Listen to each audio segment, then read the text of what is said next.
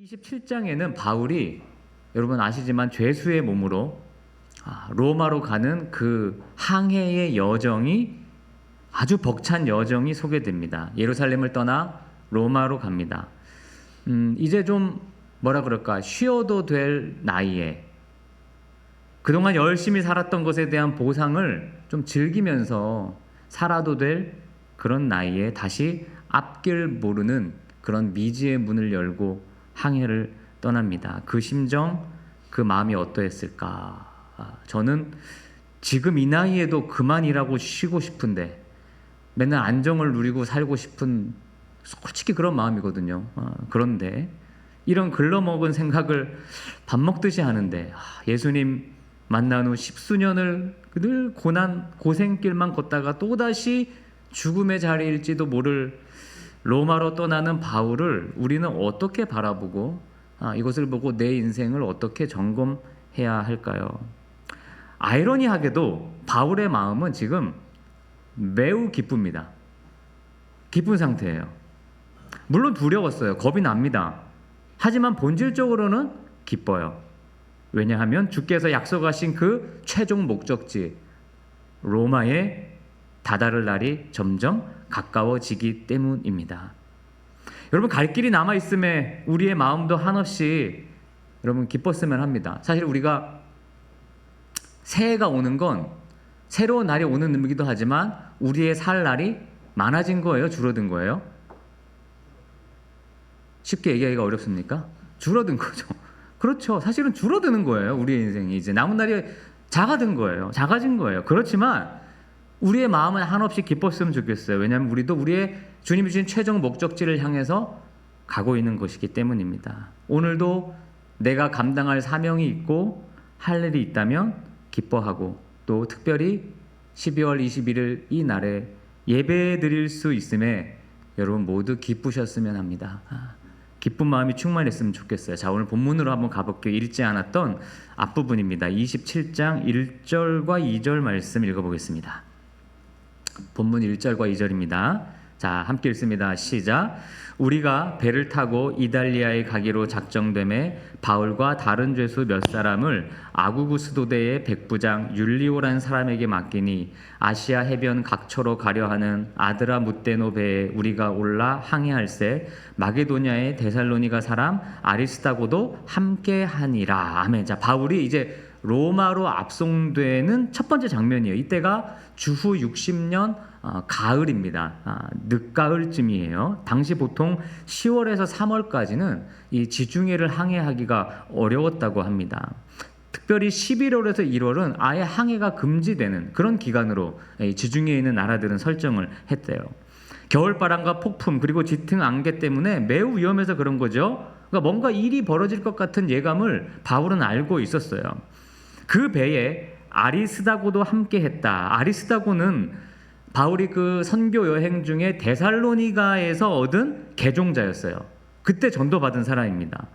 골로새서와 빌레몬서를 읽어보면 바울이 순교할 때까지 끝까지 옆에 자리를 지킨 사람이에요. 이 사도행전을 쓴 누가와 함께. 27장은 여러분 27장을 읽으면 이렇게 시작했잖아요. 우리가 배를 타고, 앞에 있는 본문과 조금 달라졌어요. 그러니까 누가가 썼고 사도행전을 누가가 썼는데 갑자기 주어를 우리가라고 한 거는 누가가 그 배를 타는 우리의 무리가 있었던 거예요. 나와 바울과 아리스다고 등 사람들이 있었던 겁니다. 여러분, 끝까지 주의 길을 함께 할 친구가 있기를 바랍니다. 여러분이 혹 순교한다면, 그럴 일은 없겠지만 그 순간까지 함께 갈 친구가 있으십니까? 순교의 자리까지. 여러분, 우리 서로 이런 동역자가 되면 참 기쁠 것 같습니다. 기쁠 것 같습니다. 배성진 집사님, 끝까지 저와 함께 하실 거죠? 순교의 자리 간다면 같이 가실 거죠? 네. 제가 어려울 때 모른 척 하시지 않고 끝까지. 여러분, 이제 27장은 약 반년간의 바울의 항해를 집약적으로 기록해놨어요. 그래서 배를 타본 사람들의 입장에서는 되게 27장이 재밌고, 저는 읽으면서 이거 영화로 만들어도 한 편의 영화가 될 것 같다는 생각을 해봤어요. 역사가였던 토인비가 했던 진짜 유명한 이야기가 하나 있습니다. 바울이 탄 이 한 척의 배가 유럽의 역사를 완전히 바꿨다고 그가 말했어요. 그러니까 이 배는, 이 항해는 그냥 단순한 항해가 아니라 유럽과 전 세계의 역사를 바꿨던 엄청난 항해였던 거죠. 나이 많은 노쇠한 바울로 인해 배에 탄 276명이 폭풍 속에 구원의 은총을 입게 됩니다. 바울은 지난 선교 여행 동안 총 11번의 배를 탔습니다. 기록을 찾아보면 고린도후서 11장 25절을 보면 그 중에서 3번은 파선의 경험도 했다는 거예요. 배 탔다가 3번은 배가 파선됐다. 그러니까 나름 배를 많이 탔고 어떤 경험이 있었던 거예요. 그런 경험을 안고 그렇게도 가고자 했던 로마, 세계의 중심 로마의 복음을 전하기 위해 항해를 시작합니다. 물론 아시다시피 결박된 상태였어요. 죄인으로 가는 거예요. 그러나 위기에 강한 크리스천의 모습을 이 항해 기간 내내 바울이 보여주고 있습니다. 27장은 너무나 버라이어티예요. 자, 3절에서 8절을 읽어보겠습니다. 3절에서 8절 말씀입니다. 함께 읽어볼까요? 시작. 이튿날 시돈의 대니 율리오가 바울을 친절히 대하여 친구들에게 가서 대접받기를 허락하더니 또 거기서 우리가 떠나가다가 맞바람을 피하여 굽으로 해안을 의지하고 항해하여 길리기아와 밤빌리아 바다를 건너 루기아의 무라시에 이르러 거기서 백부장이 이달리아로 가려 하는 알렉산드리아 배를 만나 우리를 오르게 하니 배가 더디가 여러 날 만에 간신히 니도 맞은편에 이르러 풍세가 더 허락하지 아니하므로 살몬의 앞을 지나 그레데 해안을 바람막이로 항해하여 간신히 그 연안을 지나 미항이라는 곳에 이르니 라세아 시에서 가깝더라. 아멘. 여기 보면 기항지들이 되게 여러 곳이 나오고 있는데 이것을 좀 눈여겨보시면 좋을 것 같아요. 지도가 준비되어 있는데 한번 띄워봐 주시면 이 바울의 항해를 이해하는 데 좀 도움이 될 텐데, 여러분이 보실 때 왼편 제일 아래쪽 여기가 이제 출발하는 지역이 되는 거죠. 그렇죠? 시돈이잖아요. 네, 이렇게 해서 출항해서 무라를 거쳐서 살모네 그리고 미항. 근데 여기 표시가 하나 안 된 것이 여기 미항 그 조금 옆에 이 크레타 섬 제일 왼쪽 끝이 베닉스라고 하는 곳이에요. 28장에 보면 등장하는. 그러니까 원래 이제 미항에서 너무 날씨가 안 좋아서 사도 바울은 미항에서 쉽시다, 겨울을 보냅시다 했는데 선장과 선주가 아니다, 조금 가까운 베닉스까지 가야 된다, 거기가 낫다라고 해서 베닉스에 가다가 배가 풍랑을 더 만나 저기까지 표류해 간 것이죠. 몰타 섬까지. 예. 그래서 이렇게 이 지중해를 그 바울의 배가 항해하고 결국에는 로마까지 간, 이렇게 지도 요 머릿속에 그리고 이거를 27장과 28장을 읽으면 훨씬 더 이해하는 데 도움이 돼요. 풍랑을 만나서 얼마나 어느 정도의 거리를 표류했고 어느 섬에 그냥 정박했고 이것을 알면 이해하기가 조금 쉽습니다. 네. 자, 이제 그래서 시돈에서 기항했다는 거예요. 이제 여기가 화물을 하역하고 적재하는 곳이었어요. 백부장이 바울에게 잠깐 저기서 내려서 친구들 만나라, 죄인인데, 그렇게 허락해 줬어요. 죄수지만 아마 짧은 시간이었지만 바울을 되게 신뢰했던 것 같아요. 다시 출항해서 바람이 있어서 원래 항로가 아닌 구브로 해안을 의지해서 항해합니다. 근데 이게 되게 의미가 있는 것이, 여러분 잘 기억하기 어려우시겠지만 이 구브로 섬은 바울이 1차 전도 여행할 때 가장 첫 번째 갔던 곳이었어요. 제일 처음 전도 여행의 첫 번째 목적지가 구브로 섬이었습니다. 근데 거기서 어떤 일이 있었습니까? 바울의 이름이 원래는 사울이었는데 겸손하고 작고 주님을 의지한다는 뜻의 바울로 이름이 바뀐 곳이에요. 하나님의 은혜 없이 살 수 없는 바울. 돌아올 기약이 없는 로마로 가는 중에 원래는 그 길이 아닌데 바람 때문에 구브로 섬을 이렇게 이제 바람의 어떤 마귀로 삼아서 이렇게 지나갔던 거예요. 그럼 거기서 지나가는 내내 어디를 쳐다보고 있습니까? 구브로를 쳐다보고 있는 겁니다. 의미 있지 않습니까? 저곳에서 내 이름이 사울에서 바울로 바뀌었지. 주님이 내 이름 바꿔주셨던 곳이지. 내가 주님 은혜로 지금 13년간을 살아왔구나. 매도 많이 맞고 도망도 많이 다녔지만 주님이 나 지켜주셨구나. 힘겨운 로마의 길도 함께 하시겠다는 주님의 약속을 다시 한번 새겼을 거예요. 그 섬을 이렇게 보면서. 그래, 그리고 이어 길리기아와 밤빌리아 지역도 보였어요. 배에서. 근데 이곳은 재미나게도 바울이 태어난 고향인 다소가 있는 지역입니다. 자기 고향을 눈으로 이렇게 보면서 가는 거예요. 앞으로 바울이 결코 돌아올 수 없는, 이제 죽으러 가는 그런 배에서 하나님이 고향을 다시 한번 볼 수 있는 그런 선물을 주신 게 아니었을까라고 저는 생각을 해보았어요. 영적으로 심적으로 바울이 로마로 가는 길에 다시 재정비할 수 있도록 주님이 풍랑을 통해 항로를 조정하셨어요. 여러분, 우리 주님은 이렇게 세심하신 분이에요. 여러분 믿으십니까? 너무 세심하신 분이에요. 이어 무라시에 이르러서 배를 갈아탑니다. 로마 알렉산드리아로 가는 배로 갈아탑니다. 이 무라에서 니도는 이틀길인데, 아까 여러분 지도에서 보셨던 바람이 너무 강해서 여러 날 걸려 간신히 그 근처에 이르렀고, 그리고 그레데 섬, 그러니까 가운데 있었던 섬 있죠? 그 그레데 섬 해안을 바람막이로 삼아 미양이라는 곳에 이르게 됐어요. 이제 그레데 섬, 크레타 섬, 그 가운데 있는 작은 곳인 미양에 이르렀어요. 여기서부터 이제 그 배 안에 있는 사람들의 어떤 본격적인 갈등의 이야기가 시작되는데, 그것이 오늘 저희들이 읽은 본문의 말씀입니다. 13절부터. 근데 9절부터인데 여러분 9절을 한번 보십시오. 9절에서 아까 13절부터는 읽었으니까 9절에서 12절까지를 같이 읽어보겠습니다. 9절에서 12절까지입니다. 자, 읽습니다. 시작. 여러 날이 걸려 금식하는 절기가 이미 지났으므로 항해하기가 위태한지라 바울이 그들을 권하여 말하되, 여러분이여 내가 보니 이번 항해가 하물과 배만 아니라 우리 생명에도 타격과 많은 손해를 끼치리라 하되, 백부장이 선장과 선주의 말을 바울의 말보다 더 믿더라.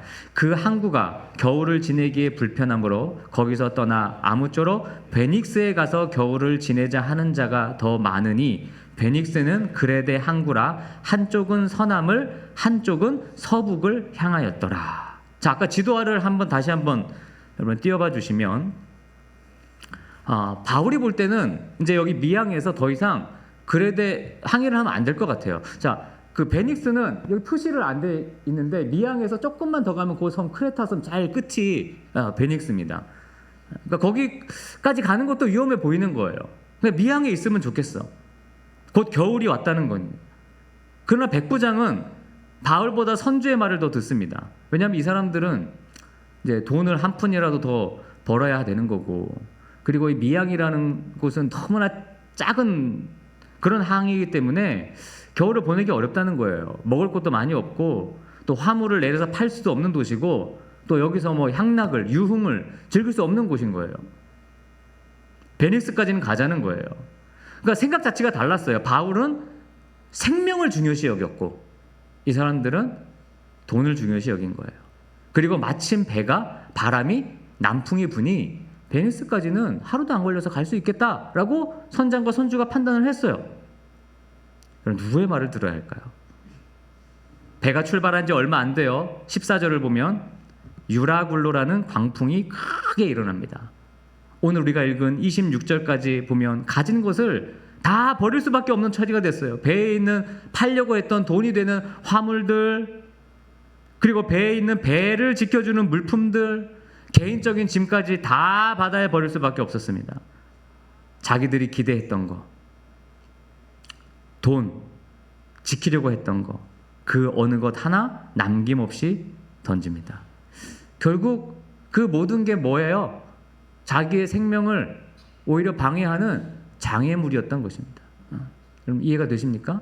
내가 이 땅 살면서 우리가 지키려고 하는 거, 가지려고 하는 그런 것들이 오히려 우리의 영적인 생명을 죽이는 그러한 장애물이 될 수도 있더라.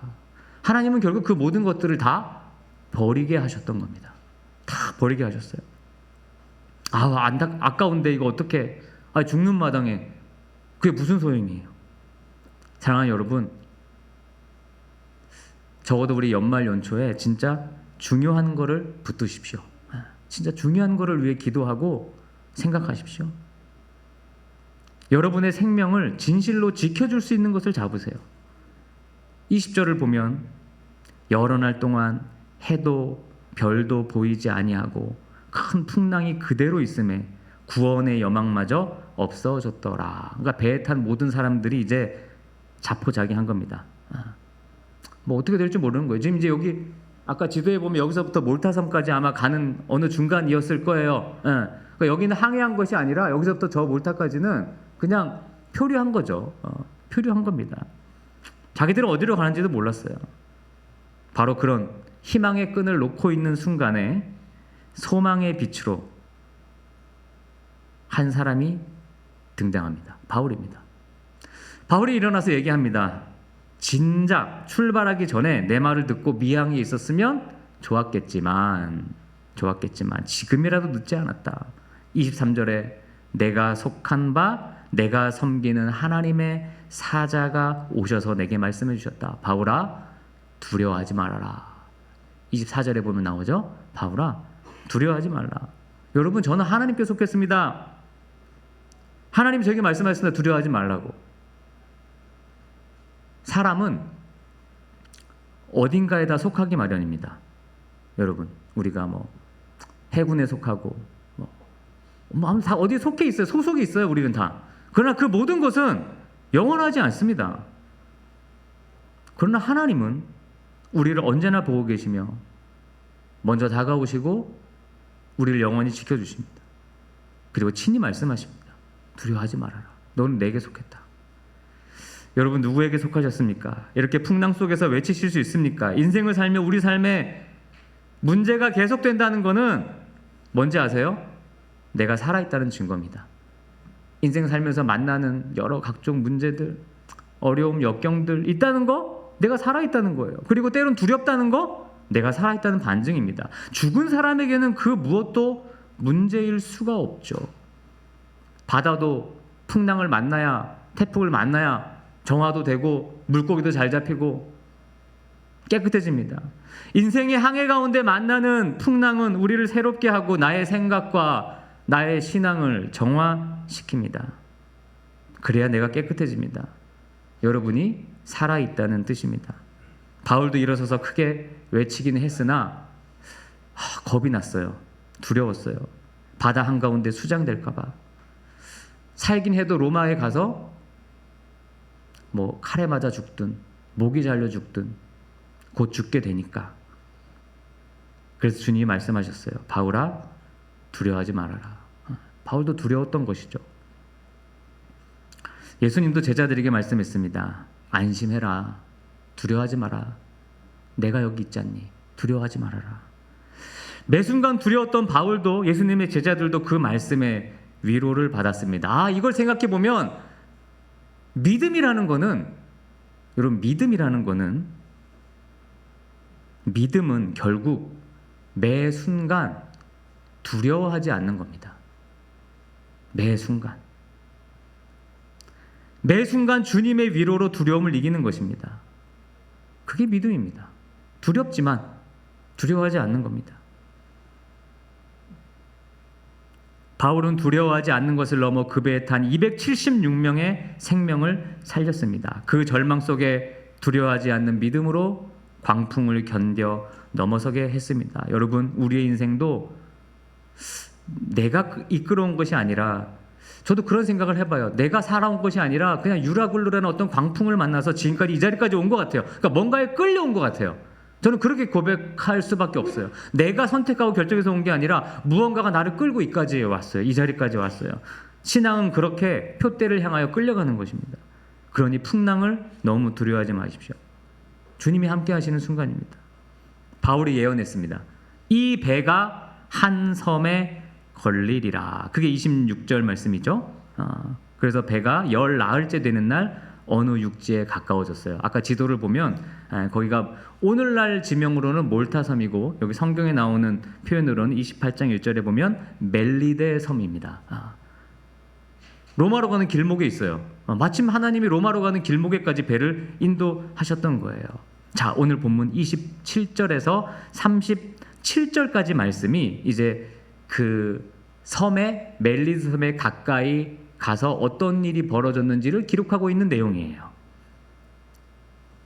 이건 다 지금 읽지는 않겠습니다. 거기에서 막 군인들이 어떤 선주 그 뱃사람들이 먼저 작은 배를 내려서 탈출하려고 했던 이야기, 그리고 죄수인 바울을 죽여야지만 된다는 이야기, 그런 이야기들이 여기 나와 있어요.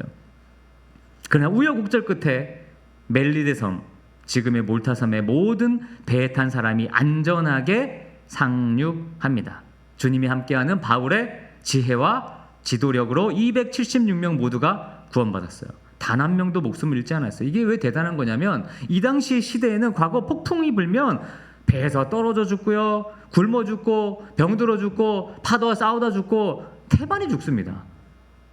심장마비로 죽고, 이런 게 당연한 건데 276명이 다 살았다고 누가가 정확하게 기록했어요. 37절 말씀입니다. 그러니까 굳이 이거를 기록하지 않아도 되는데 이렇게 기록하는 게 이유가 있는 것 같아요. 자, 37절을 같이 읽어보겠습니다. 자, 37절 함께 읽습니다. 시작. 배에 있는 우리의 수는 전부 276명이더라. 예. 기적이었기 때문에, 그 276명이 그대로 다 살은 것이 기적이었기 때문에 누가는 이 숫자를 정확하게 명확하게 얘기하고 있어요. 로마로 반드시 가야 하는 바울 덕분에 그들 모두가 살았습니다. 이것이 27장의 결론입니다. 풍랑 없는 바다가 어디 있습니까? 여러분, 풍랑 없는 인생이 어디 있습니까? 그러나 주님께 속한 우리의 결론은 여러분 덕분에 모두가 구원받는다는 사실입니다. 여러분이 그 사람이 되십시오. 아니, 여러분을 이미 그런 사람으로 선택하셔서 주님이 끌고 가고 계실 거예요. 내가 가는 게 아니라 그 이끌림에 여러분 늘 순종하며 풍랑 속에서도 두려워하지 않으며 표대를 향하여 우리 끝까지 걸어가는 저와 여러분이 되시기를 주님의 이름으로 축원드립니다. 기도하겠습니다. 하나님, 오늘 사도행전 27장을 통해 우리의 가는 인생길을 돌아봅니다. 수많은 풍랑 속에서도 살리시고 이끄시고 도우시는 주님 바라보고 기대합니다. 주여, 우리 모두와 함께하여 주시고 25년 한 해 동안 풍랑 속에서도 지켜주신 은혜 감사하며 26년도 두려워하지 않고 주님과 함께 걸어가는 우리 모두 되게 하여 주시옵소서. 예수님의 이름으로 기도드렸습니다. 아멘.